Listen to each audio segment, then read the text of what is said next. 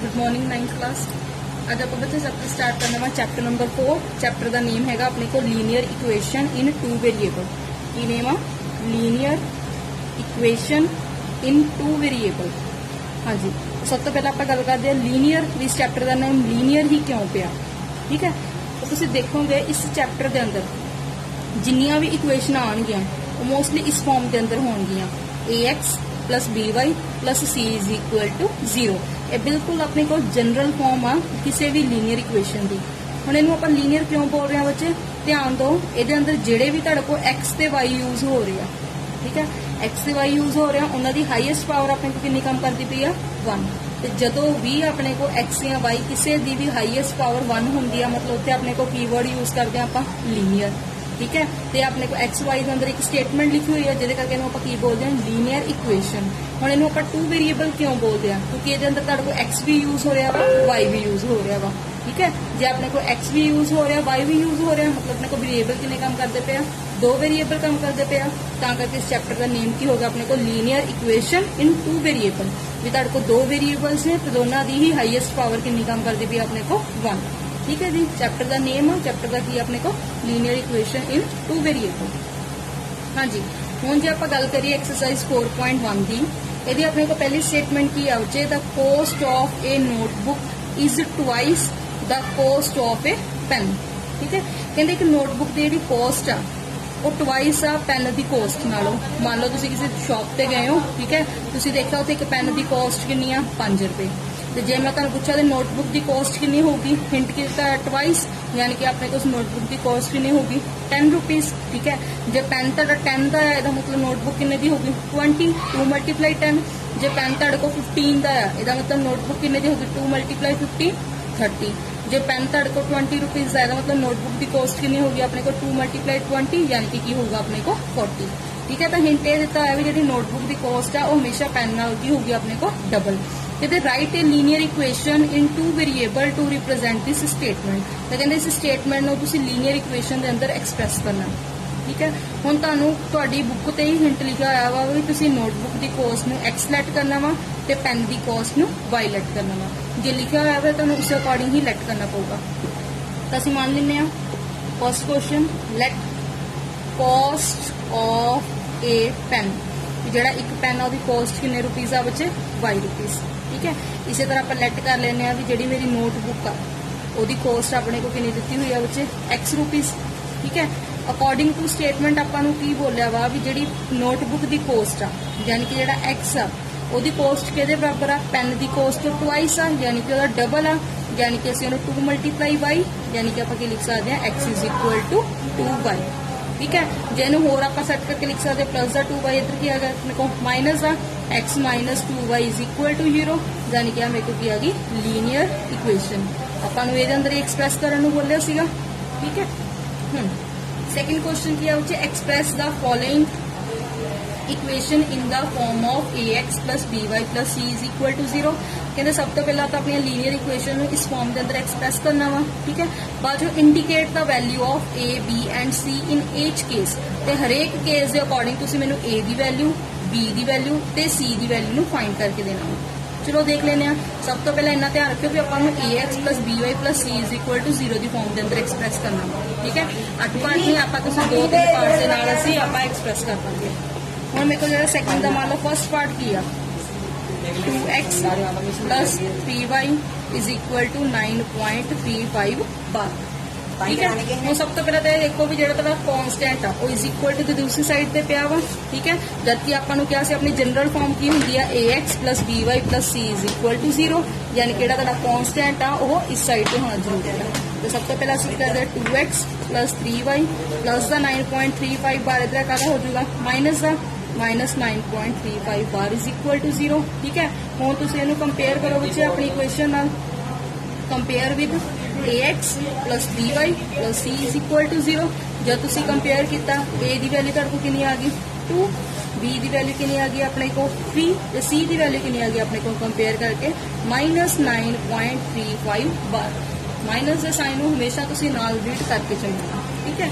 इसी तरह मान लो मेरे सेकंड पार्ट है बच्चे x minus y upon 5 -10 is equal to 0 ਤੁਹਾਡਾ ਕਨਸਟੈਂਟ ਪਹਿਲਾਂ ਹੀ ਇਧਰਲੀ ਸਾਈਡ ਆ ਤੁਸੀਂ ਸਿਰਫ ਉਹਨੂੰ ਕੰਪੇਅਰ ਕਰੋ ax by c is equal to 0 ਦੇ ਨਾਲ ਜਦ ਤੁਸੀਂ ਕੰਪੇਅਰ ਕੀਤਾ ਤਾਂ ਤੁਸੀਂ ਦੇਖਿਆ ਤੁਹਾਡੇ ਕੋਲ a ਦੀ ਵੈਲਿਊ ਕਿੰਨੀ ਆ ਰਹੀ ਆ 1 ਜੇ x ਦੇ ਅੱਗੇ ਕੁਝ ਨਹੀਂ ਲੱਗਾ ਦੈਟ ਮੀਨਸ ਉਹਦੇ ਅੱਗੇ ਹਮੇਸ਼ਾ ਕਿੰਨਾ ਲੱਗਾ ਹੋਊਗਾ 1 ਤੁਸੀਂ ਇੱਥੇ ਆਣੇ ਕੀ ਗਲਤੀ ਕਰਦੇ ਹੋ ਤੁਸੀਂ ਹਮੇਸ਼ਾ ਸਮਝ ਲੈਂਦੇ ਹੋ 0 ਆ ਠੀਕ ਹੈ ਤੇ 0 ਨਹੀਂ ਆਣਾ ਕਿੰਨਾ ਆਣਾ ਆਪਣੇ ਕੋਲ 1 ਤੇ ਜੇ ਆਪਾਂ y ਦੇ ਕੋਫੀਸ਼ੀਐਂਟ ਦੀ ਗੱਲ ਕਰੀਏ ਤਾਂ y ਦਾ ਕੋਫੀਸ਼ੀਐਂਟ ਯਾਨੀ ਕਿ b ਦੀ ਵੈਲਿਊ ਕਿੰਨੀ ਆ ਆਪਣੇ ਕੋਲ -1/5 ਠੀਕ ਹੈ ਕਈ ਜਾਣੇ ਅਪੋਨ 5 ਰੀਡ ਹੀ ਨਹੀਂ ਕਰਦੇ ਨਾਲ ਰੀਡ ਕਰਨਾ ਵਾ ਇਸੇ ਤਰ੍ਹਾਂ ਜੇ ਆਪਾਂ ਗੱਲ ਕਰੀਏ c ਦੀ ਤਾਂ c ਦੀ ਵੈਲਿਊ ਸੋਲਵ ਕਰਕੇ ਕਿੰਨੀ ਆ ਗਈ ਮੇਰੇ ਕੋਲ -10 ਠੀਕ ਹੈ ਜੀ ਹੁਣ ਮੰਨ ਲਓ ਆਪਾਂ ਇੱਕ ਹੋਰ ਵੀ ਪਾਰਟ ਸੋਲਵ ਕਰ ਲੈਂਦੇ ਆ ਇੱਕ ਮੰਨ ਲਓ ਇੱਕ ਪਾਰਟ ਹੈਗਾ ਆਪਣੇ ਕੋਲ 3x + 2 ਇਜ਼ ਇਕੁਅਲ ਟੂ 0 ਜੇ ਇਹਨੂੰ ਵੀ ਤੁਸੀਂ ax by c is equal to 0 ਨਾਲ ਕੰਪੇਅਰ ਕਰਕੇ ਦੇਖੋਗੇ ਤਾਂ ਤੁਹਾਨੂੰ ਪਤਾ ਲੱਗੂਗਾ ਵੀ a ਦੀ ਵੈਲਿਊ ਕਿੰਨੀ ਆ 3 ਠੀਕ ਹੈ ਹੁਣ ਜਿਹੜੀ ਤੁਹਾਡੀ ਦਿੱਤੀ ਹੋਈ ਇਕੁਏਸ਼ਨ ਆ ਇਹਦੇ ਅੰਦਰ y ਤਾਂ ਲਿਖਿਆ ਹੀ ਨਹੀਂ ਹੋਇਆ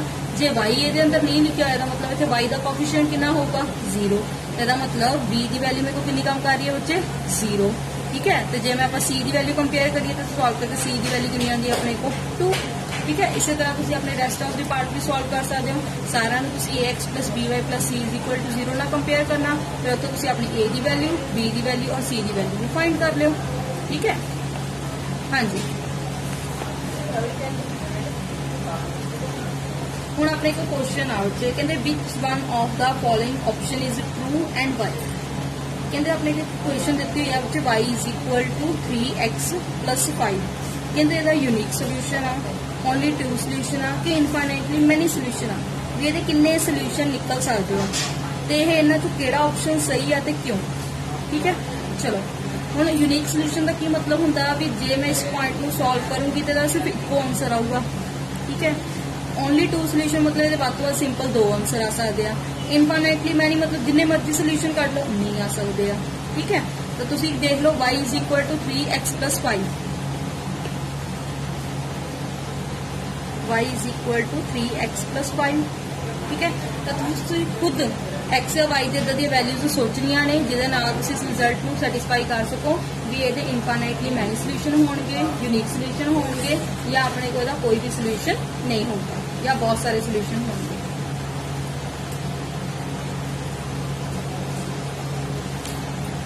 ਹਾਂਜੀ ਹੁਣ ਧਿਆਨ ਦਿਓ ਜੇ ਮੰਨ ਲਓ ਮੈਂ ਇੱਥੇ x ਦੀ ਵੈਲਿਊ 0 ਪੁੱਟ ਕਰਦੀ ਹਾਂ ਠੀਕ ਹੈ x ਦੀ ਵੈਲਿਊ 0 ਪੁੱਟ ਕੀਤੀ y is equal to 3 into 0 plus 5 y is equal to 0 plus 5 y is equal to 5 यानी कि जब मैं x की वैल्यू 0 भरी तो मेरे को y लिए आंसर कितना मिल गया 5 ठीक है इसी तरह x ਨੂੰ 1 पुट करके देख लो जब तुम x ਨੂੰ 1 पुट करके देखोगे तो y is equal to 3 into 1 plus 5 y is equal to 3 plus 5 y is equal to 8 यानी कि ਤੁਹਾਡਾ आंसर कितना आ गया 1,8 ठीक है ਇਹਦਾ ਮਤਲਬ ਜਿੱਦਾਂ ਜਿੱਦਾਂ ਮੈਂ x ਦੀ ਵੈਲਿਊ ਭਰੀ ਜਾਊਂਗੀ ਉਦਾਂ ਉਦਾਂ ਮੇਰੇ ਕੋ y ਲਈ ਆਨਸਰ ਮਿਲੀ ਜਾਣਗੇ ਠੀਕ ਹੈ ਤੇ ਜਿਹੜਾ ਵੀ ਆਪਣੇ ਕੋ ਆਨਸਰ ਆਉਣਗੇ ਆਪਣੇ ਸਾਰੇ ਕੀ ਬਣਦੇ ਪਏ ਆ ਸੋਲੂਸ਼ਨ ਮਤਲਬ 0,5 ਵੀ ਇਹਦਾ ਸੋਲੂਸ਼ਨ ਆ 1,8 ਦੀ ਸੋਲੂਸ਼ਨ ਆ ਇਦਾਂ ਹੀ ਤੁਸੀਂ x ਦੀ ਵੈਲਿਊ 2 ਪੁੱਟ ਕਰੋਗੇ ਤੁਹਾਡੇ ਕੋ y ਲਈ ਕੋਈ ਨਾ ਕੋਈ ਆਨਸਰ ਆਊਗਾ ਉਹ ਵੀ ਇਹਦਾ ਕੀ ਹੋਊਗਾ ਸੋਲੂਸ਼ਨ ਹੋਊਗਾ ਇਹਦਾ ਮਤਲਬ ਜਿੰਨੇ ਵੀ ਤੁਸੀਂ ਪੁਆਇੰਟ ਪੁੱਟ ਕਰਦੇ ਆਓਗੇ ਤੁਹਾਨੂੰ ਇਦਾਂ ਦੇ ਬਹੁਤ ਸਾਰੇ ਸੋਲੂਸ਼ਨ ਮਿਲਦੇ ਆਣਗੇ ਠੀਕ ਹੈ ਇਹਦਾ ਮਤਲਬ ਇਹਦਾ ਯੂਨੀਕ ਸੋਲੂਸ਼ਨ ਵੀ ਨਹੀਂ ਹੈਗਾ ਓਨਲੀ 2 ਸੋਲੂਸ਼ਨ ਵੀ ਨਹੀਂ ਹੈਗੇ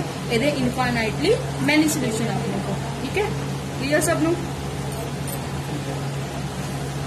ਹਾਂਜੀ ਹੁਣ ਆਪਾਂ ਗੱਲ ਕਰਦੇ ਹਾਂ ਸੈਕੰਡ ਕੁਐਸਚਨ ਦੀ ਸੈਕੰਡ ਕੁਐਸਚਨ ਦੀ ਕੀ ਸਟੇਟਮੈਂਟ ਆ ਵਿੱਚ write 4 solution for each of the following equation ਤੁਹਾਨੂੰ ਇੱਕ ਇਕੁਏਸ਼ਨ ਦਿੱਤੀ ਹੋਈ ਆ ਬੱਚੇ ਤੁਹਾਨੂੰ ਉਹਦੇ 4 ਸੋਲੂਸ਼ਨ ਫਾਈਂਡ ਕਰਨ ਨੂੰ ਕਿਹਾ ਸੋਲੂਸ਼ਨ ਫਾਈਂਡ ਕਰਨੇ ਮਤਲਬ ਬਹੁਤ ਸੌਖਾ ਕੰਮ ਆ ਪਹਿਲਾਂ x ਨੂੰ 0 ਪੁੱਟ ਕਰ ਲਓ 1 ਪੁੱਟ ਕਰ ਲਓ 2 ਪੁੱਟ ਕਰ ਲਓ 3 ਪੁੱਟ ਕਰ ਲਓ ਠੀਕ ਹੈ ਜਦ ਤੁਸੀਂ x ਦੀਆਂ ਵੈਲਿਊਜ਼ ਪੁੱਟ ਕਰੋਗੇ ਉਹਨਾਂ ਦੇ ਅਕੋਰਡਿੰਗ ਤੁਹਾਡੇ y ਲਈ ਆਨਸਰ ਆਉਣਗੇ ਤੇ ਜਿਹੜੇ ਤੁਹਾਡੇ ਕੋਲ ਆਨਸਰ ਆਣਗੇ ਉਹ ਆਪਣੇ ਕੋਲ ਕੀ ਨੇ ਸੋਲੂਸ਼ਨ ਆਪਾਂ ਨੂੰ 4 ਸੋਲੂਸ਼ਨ ਪਤਾ ਕਰਨ ਨੂੰ ਕਿਹਾ ਵਾ ਆਪਾਂ ਹਰੇਕ ਦੇ 4 ਸੋਲੂਸ਼ਨ ਫਾਈਂਡ ਕਰ ਲੈਂਦੇ ਆ ਠੀਕ ਹੈ ਹੁਣ ਮੈਂ ਆਪਾਂ ਸੋਲਵ ਕਰਾਂਗੇ ਆਪਣੇ ਕੋਲ ਸੈਕੰਡ ਪਾਰਟ ਕੀ ਆ ਮੇਰੇ ਕੋਲ ਬੱਚੇ ਪਾਈ x plus y is equal to 9 ठीक है हाँ जी 4 सोल्यूशन पता करने हैं सब तो पहला सोल्यूशन की पता कर दिया सब तो पहला मैं मान लिया मैं x की वैल्यू की पुट कर लेनी है बच्चे 0 ठीक है x की वैल्यू 0 पुट कर लेने pi into 0 plus y is equal to 9 pi ਨੂੰ 0 ਨਾਲ मल्टीप्लाई करो कि आ गया 0 0 plus y is equal to 9 यानी कि सॉल्व करके मेरे को y की वैल्यू कितनी आ गई 9 ठीक है तो जे मैं सोल्यूशन बारे गल करा x की वैल्यू मैं कितनी भरी सी 0 y ਲਈ आंसर मेरे को कितना आया 9 यानी कि मेरा पहला सोल्यूशन की बन गया 0,9 ठीक है हुण आपां x की वैल्यू की पुट कर लैंदे आ 1 कर लैंदे आ तां की स्टैप आ जाऊगा pi into 1 plus y is equal to 9 pi नूं 1 नाल मल्टीप्लाई किया कितना हो गया pi plus y is equal to 9 plus का पाई उधर कादा हो जाऊगा माइनस का यानी कि वाई की वैल्यू मेरे को कितनी आ गई 9 माइनस पाई यानी कि की हो गया आप जो मैं एक्स की वैल्यू 1 पुट की बच्चे वाई का मेरे को आंसर की आ गया 9 माइनस पाई। ठीक है इसी तरह आप थर्ड सोल्यूशन कट लेने हम आप एक्स की वैल्यू की पुट कर लेने 2 पुट कर लेने तो pi into 2 plus y is equal to 9 2 नूं पाई नाल मल्टीप्लाई कर लो 2 pi plus y is equal to 9 plus का 2 पाई इधर का हो जाएगा माइनस का तो y is equal to 9 minus 2 pi यानी कि मेरे को आंसर किया गया 2,9 माइनस 2 पाई ये मेरे को थर्ड सोल्यूशन आ गया। इसी तरह फोर्थ सोल्यूशन फाइंड करने तुम एक्स की वैल्यू की पुट कर लोगे 3 पुट कर लोगे जो तुम एक्स की वैल्यू 3 पुट किया pi into 3 plus y is equal to 9 3 pi plus y is equal to 9 y is equal to 9 minus 3 pi यानी कि मेरे को की आंसर आ गया 3,9 माइनस 3 पाई। तो इस तरह अपने को 4 सोल्यूशन फाइंड हो गए। ठीक है इसी तरह थोड़ा फर्स्ट पार्ट भी कंप्लीट हो सकता है इसी तरह थर्ड पार्ट भी कंप्लीट हो सकता है। चलो एक बार थर्ड पार्ट भी देख लेने थर्ड पार्ट की है मेरे को बच्चे x is equal to 4y हम ये भी 4 सोल्यूशन फाइंड करने ठीक है हम तो डिपेंड करता भी तुम एक्स की वैल्यू भरना चाहते हो कि वाई की वैल्यू जो तुम इतने एक्स की वैल्यू पुट करके करते हो तो भी रिजल्ट बिल्कुल सही है जो तुम वाई नू पुट करके एक्स दी वैल्यूज फाइंड कर लेने तो कोई फर्क नहीं पैदा। ठीक है मान लो मैं ये अंदर वाई की वैल्यू पुट कर देनी जो मैं वाई नू 0 पुट किया x is equal to 4 into 0 कितना हो गया अपने को 0 यानी कि जो मेरा एक्स 0 है वाई भी कितना आया 0 फर्स्ट सोल्यूशन। हम इसी तरह जो आप एक्स की वैल्यू सॉरी वाई भरते पे जो आप वाई की वैल्यू कितनी पुट करिए 1 तो की आ गया x is equal to 4 into 1 4 1 का कितना होंगे 4 यानी कि एक्स की वैल्यू मेरी 4 आई कदों जो मैं वाई कितना भरया 1। इसी तरह आप वाई की वैल्यू 2 पुट कर लेने तो की आ गया x is equal to 4 multiply 2 4 multiply 2 कितना होंगे 8 यानी कि जो मेरे को एक्स की वैल्यू 8 आ कदों जो वाई कितना भरया मैं 2। इसी तरह फोर्थ सोल्यूशन फाइंड कर लिया वाई की वैल्यू की पुट कर लेने 3 तो एक्स इज इक्वल टू किया गया 4 इंटू 3 4 इंटू 3 कितना हो गया 12 यानी कि जो मेरे को 12 आया वाई की वैल्यू कितनी सी मेरे को 3। इस तरह अपने को 4 सोल्यूशन फाइंड हो गए। ठीक है हाँ जी ਹੁਣ जो आप थर्ड पार्ट की गल करिए check which of the following are the solution of the equation x minus 2y is equal to 4। हम देखो बच्चे अपने को 5 पार्ट दिते हुए हैं। ठीक है तो उन्हें पूछा भी इन्होंने 5 पार्ट्स चो किहड़ा पार्ट है बच्चे जिहड़ा कि इहदा सोल्यूशन होगा। सोल्यूशन का सिंपल की मतलब होंगे बच्चे भी जो गिवन पॉइंट में जेकर मैं अपनी इक्वेशन के अंदर भरदी हाँ तो की मेरी जी लैफ्ट हैंड साइड है राइट हैंड साइड का मैच हो रही है जे तो मेरी वैल्यू पुट करना लैफ्ट राइट बराबर हो गए यदा मतलब वाकई जो पॉइंट दिता होया वा वो इस चीज़ का आंसर हैगा वा मतलब सोल्यूशन हैगा वा। ठीक है बट जेकर भरन के आंसर मैच नहीं हो रहे यदा मतलब यदा आंसर है ही नहीं गा मतलब इस चीज़ का सोल्यूशन नहीं हैगा। चलो आप चेक कर लेते हैं मान लो मेरे को इक्वेशन दी हुई है बच्चे x minus 2y is equal to 4 x minus 2y is equal to 4। ठीक है आपको फर्स्ट पॉइंट कीता है वा कहते तुम की भरो 0,2 भर के देखो ये अंदर 0,2 भरन का मतलब तुम कहते एक्स की वैल्यू कितना भर के देखो 0 तो वाई की वैल्यू कितना भर के देखो 2। चलो भर देने 0 minus 2 into 2 is equal to 4 0 minus 4 is equal to 4 solve किया माइनस 4 इक्वल टू 4 माइनस 4 का 4 के इक्वल होंगे ही नहीं तो माइनस 4 के इक्वल नहीं होंगे इसका मतलब की कह सकते हैं 0,2 is not the solution of given equation कि वो तो सोल्यूशन है ही नहीं गिवन इक्वेशन का।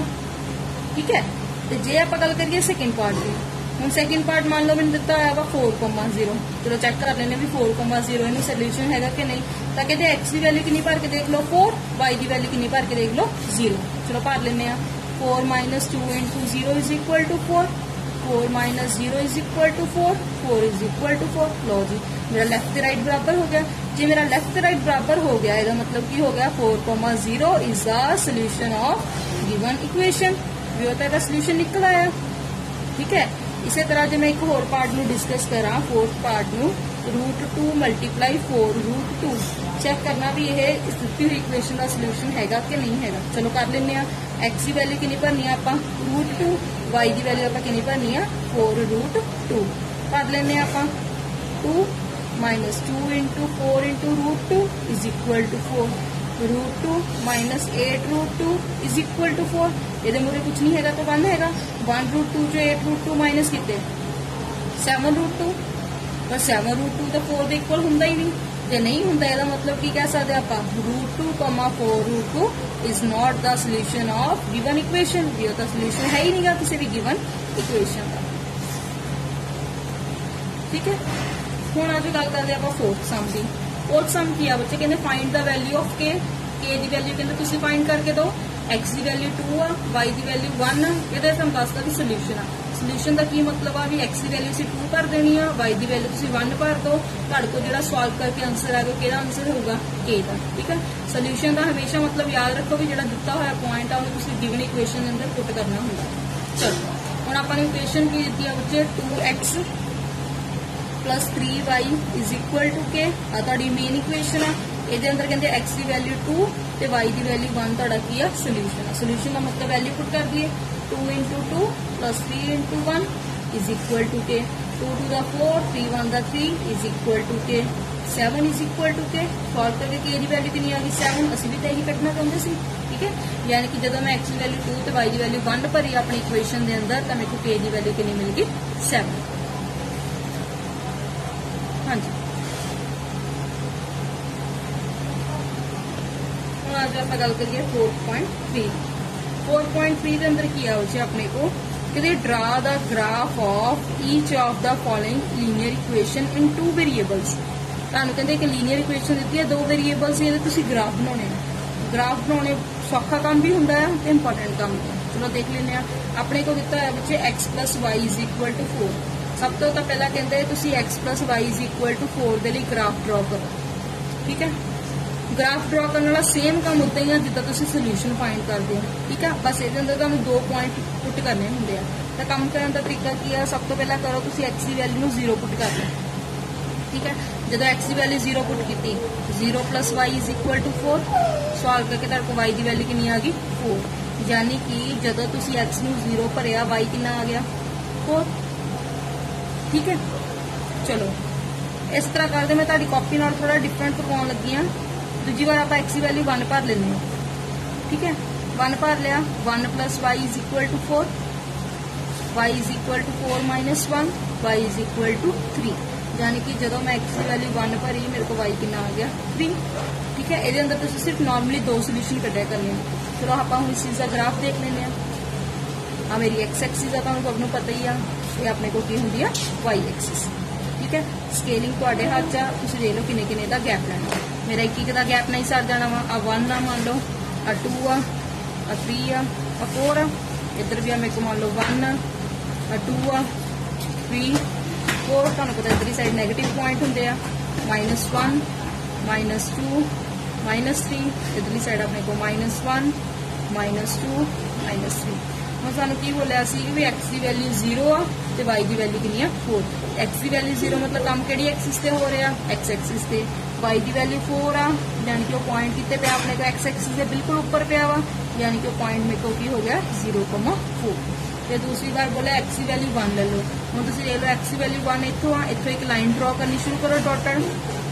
ठीक है, जो तुम एक डॉटेड लाइन ड्रॉ करोगे इधरों अपन बोलिया y इज इक्वल टू 3, तो y इज इक्वल टू 3 तो डॉटेड लाइन ड्रॉ करो।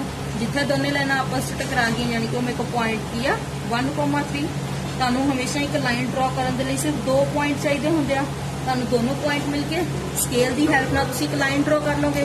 जो तुसीं स्केल की हेल्प नाल एक लाइन ड्रॉ कर लोगे तो तुहाडे कोल एक सीधी लाइन मिल जाएगी। ठीक है, तुसीं चेक कर लो मेरा ग्राफ तुहाडे ग्राफ नाल मैच हुंदा होगा, सिर्फ तुसीं पॉइंट वखरे वखरे ले। क्लीयर है? हाँ जी, और इस तरह आप गल कर लेने सैकेंड पार्ट की। हम सैकेंड पार्ट किया मेरे को